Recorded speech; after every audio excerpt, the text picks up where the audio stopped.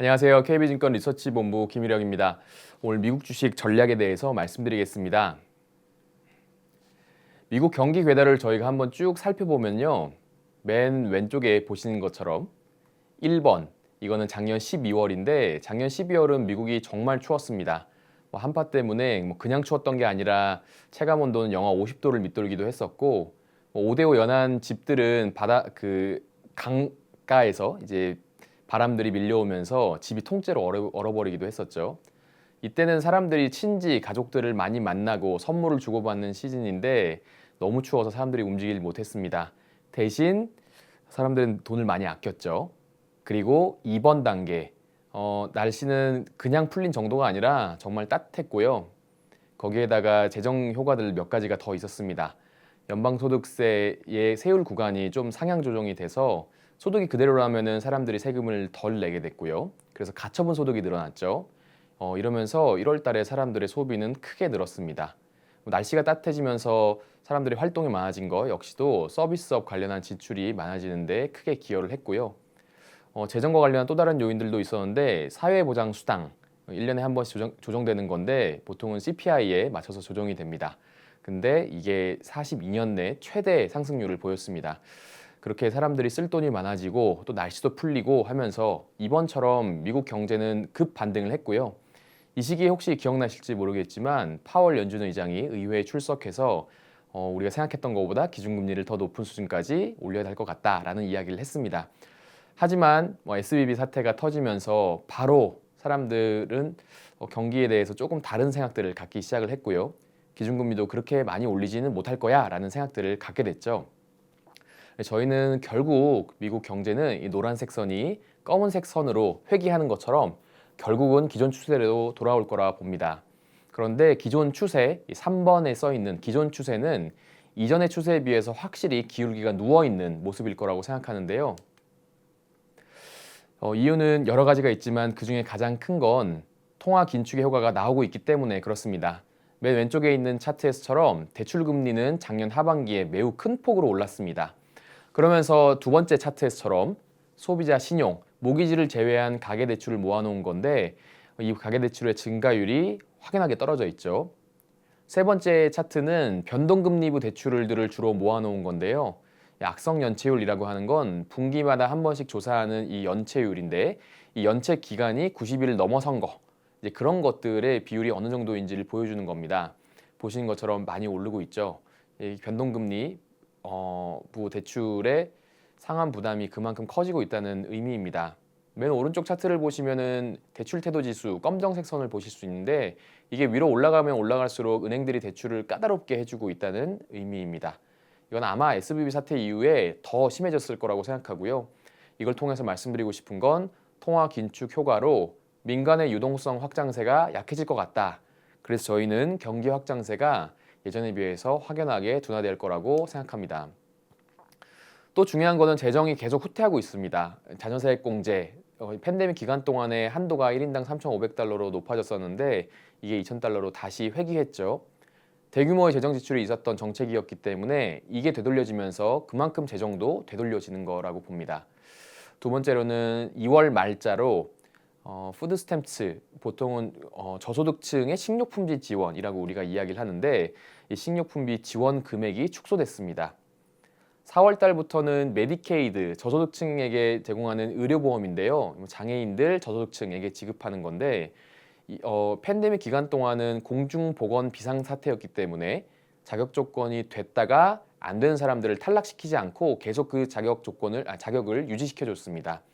하지만 4월부터 재심사가 들어가고요. 상당히 많은 사람들이 이부터 수혜를 입지 못하게 될 텐데 이것들을 보면은 저소득층의 지출이 의료비, 식료품비에 비해서 많아지는 거기 때문에 아마 다른 쪽 지출을 좀 줄여야 할 겁니다.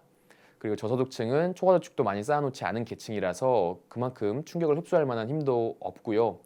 이게 경제가 약해지는데 또 기여할 거라고 생각합니다. 세 번째에 써 있는 것처럼 학자금 상환 유예가 이제 종료될 예정인데요. 8월 말일자로 종료될 예정이고 다시 연장될 가능성은 있습니다. 워낙 여러 번 연장됐던 거라. 하지만 이게 종료되면은 한국 돈으로 한 40만 원, 45만 원 그 정도 돈을 매달 사람들이 내야 해요. 학자금을 갚아야 되는 거죠. 사실 돈이 많을 때, 그다음에 재정 지원들이 많이 있을 때야 크게 부담이 안 될 만한 금액일지 모르지만 지금 재정이 계속 후퇴하는 상황에서는 이건 분명히 부담되는 돈일 겁니다. 여기에다가 재정 정책의 기조가 바뀔 수 있다는 거, 앞에 세 가지 언급드렸지만 이 네 번째가 가장 큰 영향을 미칠 거라고 생각하고요. 부채한도 협상을 이제 할 텐데 부채한도 협상 과정에서 재정 정책 기조가 확장해서 긴축으로 전환될 거라고 생각합니다. 12년 전 2011년도에도 비슷한 일들이 있었고요. 최근에 의회 예산국 CBO에서는 재정 적자, 그다음에 정부 부채, GDP 대비 정부 부채 비율 이것의 전망치를 대폭 상향 수정했습니다. 그러면서 하고 싶었던 말은 아마 이거겠죠. 재정 적자 지금 심하다. 줄여야 된다. 공화당은 재정 지출을 줄이려고 하고 있고 민주당은 증세를 하려고 하지만 무엇이 됐든 결국 재정 적자는 축소될 거고 이 재정이 더 이상 성장을 지원해주지 못하는 단계로 나아갈 거라고 봅니다. 하지만 저희는 경기가 크게 고꾸라질 가능성이 상대적으로 높지는 않다고 생각해요. 왜냐하면 저임금, 저숙련 일자리의 일손이 여전히 부족하기 때문에 그렇습니다. 지난주 금요일이었죠. 그때 3월 고용보고서가 나왔는데 이 고용보고서에서도 비슷한 흐름들이 다시 확인됐습니다. 저임금, 저숙련 일자리가 계속 늘고 그래서 고용시장이 탄탄하게, 그래서 경제를 탄탄하게 받쳐주고 있는 거죠. 하지만 왼쪽 차트에서 보시는 것처럼 전체 현재 상황에서 전체 업종별 고용자 수의 비중을 보시면은 교육, 의료, 그다음에 레저 접객처럼 저임금 서비스업으로 분류되는 이 산업에 종사하시는 분들의 비율은 3분의 1 조금 안 됩니다. 하지만 지난 3월 달에 증가한 폭에서 레저 접객, 교육, 의료 이렇게 저임금 서비스업이 차지하는 비중은 뭐 어마어마했죠. 70%가 넘었습니다. 이게 저임금을 중심으로 사람들 일자리가 계속 늘다 보니까 임금 상승세는 제약을 받고 있고요. 오른쪽 차트에 보시는 것처럼 시간당 임금은 전월 대비 0.27% 상승했는데 팬데믹 직전 3년 월 평균이 0.25%였기 때문에 저희는 그 수준으로 많이 내려왔다고 생각합니다. 이걸 말씀드리고 싶은 이유는 고용시장이 좋다 그러면서 많은 사람들이 그러면 통화 긴축해야겠네 라고 생각하실지 모르지만 그 중간 논리들을 잘 생각해 보면 고용시장이 뜨거워 그러니까 임금도 오르고 있고 그래서 물가도 오를 거니까 통화 긴축을 해야 돼라는 논리인데요. 사실 고용시장은 호조세를 계속 보이고 있지만 임금 상승세가 약해지고 있고 그래서 물가가 계속 오를 수 있을까라는 생각이 있는데 그 상황에서 추가 통화 긴축이 그렇게 필요한 상황일까요? 오히려 아닐 거라고 생각하고요. 저임금, 저숙련 일자리를 중심으로 고용시장이 계속 확장되고 있다는 건 통화 긴축을 그렇게 해야 될 필요는 없을 것 같다. 또 경기가 그렇게 급격하게 위축될 가능성도 높지 않은 것 같다라고 해석할 수 있다고 봅니다. 경기가 위축될 또 다른 가능성들이 분명히 있습니다. 펀더멘탈 관점에서는 고용시장 덕분에 잘 버틸 수 있겠지만 혹시 우리가 생각하지 못하고 있는 또는 전부 대비되어 있지는 않은 그런 위험들이 생긴다면 당연히 문제가 될 수 있겠죠. 상업용 부동산 시장이 조금 흔들릴 수 있고 또 상업용 부동산 시장에 노출이 많이 되어 있는 소형 은행들은 조금 불안한 건 사실입니다. 왼쪽 차트에 보시는 것처럼 노란색 선 고급 오피스를 보여주는데요. 고급 오피스의 임대 면적이 작년 3분기에 고점을 이미 형성했습니다. 상업용 부동산 시장이 흔들리면은 오른쪽 차트에 보시는 것처럼 상업용 부동산이 그것과 관련한 대출이 전체 자산에서 차지하는 비중이 거의 30% 육박하는 소형은행들은 좀 흔들릴 수 있다고 보고요. 몇몇 소형은행들이 상업용 부동산 시장이 흔들리면서 같이 흔들릴 수 있는데 이번 SVB 사태를 통해서 우리는 예금이 광속으로 이탈하는 것을 확인했습니다. 그래서 혹시라도 어떤 은행들이 위험하대 상업용 부동산 시장이 흔들리면서 어떤 은행이 위험하대 이런 소문들이 돌기 시작하면 뱅크런이 또 나올 수도 있다고 생각하고 그럴 위험들은 계속 염두에 두고 가야 할 필요가 있다고 생각합니다. 하지만 그럼에도 불구하고 저희는 여전히 경기는 서서히 약해질 가능성이 조금 더 높다고 생각하는 이유가요. 왼쪽 차트에서 보시는 것처럼 주요 물가지수의 전년 대비 변화율이 아직은 기준금리보다 높습니다. 지난 2월 기준으로 근원 PCE의 전년 대비 변화율이 이제 기준금리를 하회했죠. 아마 1분기 중에는 PC도 하회할 거고 2분기 중에는 CPI, 근원 CPI 모두 다 하회할 가능성이 꽤 높다고 생각합니다. 이게 기준금리보다 아직은 높다 보니까 사람들은 기준금리 더 올려야 물가 꺾어 이런 생각들을 많이 하시는데요.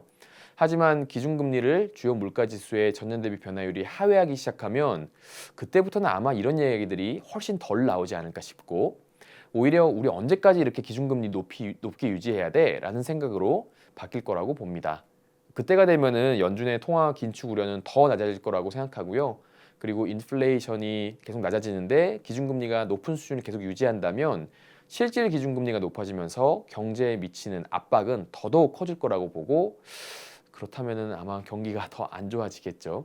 그래서 연준의 통화 긴축도 결국은 후퇴할 수밖에 없다고 생각합니다. 뿐만 아니라 연준 인사들이 계속 긴축이 더 필요하다라고 주장할 때 썼던 그런 논리들이 뒤집어지고 있어요. 왼쪽 차트에 보시는 것처럼 적정 기준금리를 두 가지로 세인루이스 연은 총재, 블라드 세인루이스 연은 총재가 그 계산을 한 건데요.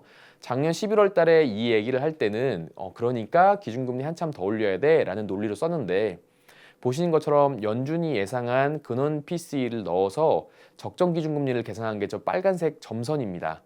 보시는 것처럼 기준금리는 좀 더 내려가야 하는 상황인 거고요. 그렇게 본다면은 이게 기준금리를 더 올려야 될 이유가 아니라 어쩌면은 나중에 기준금리를 더 낮춰야 하는 근거로 쓰일 가능성이 더 높다고 생각합니다. 오른쪽 차트는 18개월 후 3개월 국채금리 전망 빼기 3개월 국채금리, 우리가 이 장단기 금리 차를 보는 다양한 기준들이 있는데 시장에서는 주로 미국 주채 10년물 금리와 2년물 금리의 차이를 보죠. 그래서 그게 역전되면은 이거는 경기 침체의 전조야 라고 이야기를 하는데, 파월 연준 의장은 아니다, 18개월 후 3개월 국채금리 전망 빼기 3개월 국채금리 해서 계산한 장단기 금리 차이가 오히려 경기 침체를 훨씬 더 잘 설명해 주더라, 잘 예고해 주더라, 100% 예고해 주더라, 이렇게 이야기를 했습니다. 그런데 얘가 보시는 것처럼 이미 엄청 역전이 되어 있습니다. 경기 침체 가능성이 이미 높다는 거죠. 그렇다면은 물가만 조금 더 잡히면 파월 연준 의장은 이 차트를 보면서 침체 가능성이 높아지니까 이제는 좀 통화 긴축 속도를 늦추고 어쩌면 되돌려야 하는 거 아닐까라는 생각을 더 할 거라고 봅니다. 이렇게 연준이 후퇴할 가능성은 경기가 급격하게 위축될 가능성을 낮추는 요인이라고 생각합니다. 앞서 말씀드린 것처럼 경기가 그렇게 급격하게 위축될 가능성은 커 보이지 않은데 그래도 둔화될 것 같고 경기 우려가 생긴다는 거죠.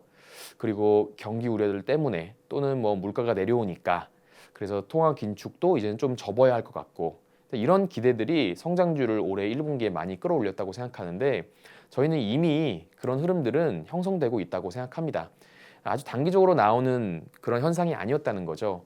왼쪽 차트에 보시면은 나스닥 지수의 분기별 EPS 증가율 전망치를 보여드린 건데요. 이미 작년 4분기에 이건 바닥을 찍었습니다. 소위 우리가 이거를 그 이익 모멘텀이라고 이제 이야기를 하는데, 이익 모멘텀은 작년 4분기가 이미 바닥이었다는 거고요. 그래서 주가 바닥도 그 즈음에 이미 나왔다고 생각합니다.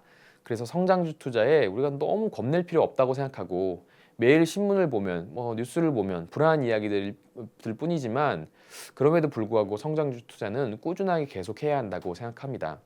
물론 성장주 중에 1분기에 너무 많이 오른 그런 개별 종목들은 비중을 좀 줄이면서 위험 관리를 하실 필요도 있다고는 생각하지만요. 길게 봤을 때 성장주가 좋냐라고 물어보시면은 저는 이미 그런 상황이라고 생각합니다. 작년 연간 전망에 넣었던 차트인데요. 작년은 2번 후퇴 시기였습니다. 경기 국면별로 봤을 때. 이 시기에는 성장 팩터가 썩 보이지 않습니다. 보시는 것처럼 당시 성과는 진짜 안 좋았고요. 그리고 실제로도 이번 후퇴기에 고성과를 내는 팩터에 성장이 들어있지 않습니다. 하지만 3번 수축기로 우린 이미 넘어갔거나 아니면 넘어가고 있다고 생각하고요. 이 시기에 떠오르는 게 이제 성장인데, 성장은 3번 수축기뿐만 아니라 앞으로 이어질 4번 회복기, 1번 확장기에도 여전히 고성과를 내는 팩터로 꼽힙니다. 하지만 지금은 2번 후퇴기에 좋았던 저변동, 고배당, 퀄리티, 이런 안정성이 높은 팩터들이 3번 수축기에도 좋을 거라고 생각하기 때문에 이런 좋은 안정적인 성향을 가진, 경향을 가진 그런 애들에다가 성장주 성향을 가진 애들, 한마디로 하이 퀄리티 성장주가 지금 3번 수축 단계에서는 좋다고 생각하고요. 4번 회복, 그 다음에 1번 확장 단계로 갔을 땐 모멘텀, 사이즈처럼 실제로 돈을 번다기보다 돈을 벌 것 같아라고 하는 그런 기대, 꿈이 큰 성장주들, 로우 퀄리티 성장주가 훨씬 더 주목받을 수 있을 거라고 생각합니다. 하지만 아직 그 단계로 다 가지는 않았다고 보고요. 지금은 하이 퀄리티 성장주에 조금 더 집중할 필요가 있다고 생각합니다. 경기 국면들을 쭉 말씀드렸고, 그래서 경기 우려가 점점 높아질 수 있는 시기, 또 통화 긴축 강도는 점점 낮아질 거라고 기대할 수 있는 그런 시기여서 저는 성장주가 좋은 때라고 생각하고요. 성장주 안에서는 하이 퀄리티 그로스, 하이 퀄리티 성장주를 담는 게 좋다는 말씀을 드렸습니다. 네, 오늘 여기까지 시장 전망 마무리하겠습니다. 감사합니다.